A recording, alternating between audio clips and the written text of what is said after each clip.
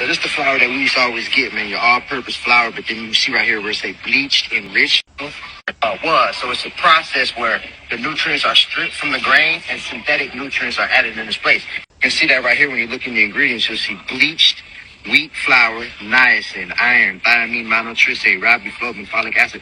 All of those are synthetic nutrients. So what happens is our bodies recognize it as a foreign object, and one of the side effects is, we turn it to fat. So Alright, of all the things that we could be demonizing, I don't think enriched flour is going to be the right one. The reason for this is because the reason we started enriching flour is because we found that flour was causing many nutrient deficiencies. And this is because it actually takes specific nutrients in order to utilize the carbohydrates found in flour for energy. And when we're eating all the flour but not ingesting any of the nutrients, this severely depletes our body of these nutrients and causes many nutrient deficiencies. So we add these nutrients back into flour, and we also add other nutrients that could be beneficial in our common deficiencies.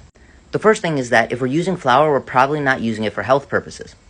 But taking enriched flour and swapping it out for non-enriched flour is going to have no difference on your weight gain and may actually predispose you more of a risk of nutrient deficiencies.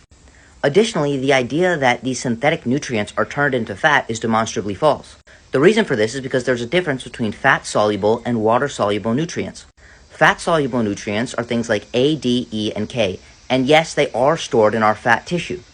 With that being said, all of the nutrients added into enriched flour are water-soluble, meaning that if we eat them in excess, we will simply just release them in our urine.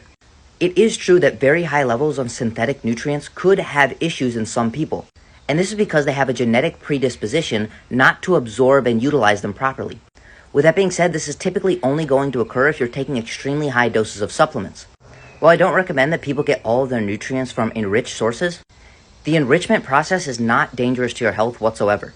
So please don't think that switching out enriched flour for non-enriched flour is going to magically help you lose weight and may put you at a greater risk of nutrient deficiencies because unfortunately, enriched flour and enriched grains are some people's highest sources of micronutrients.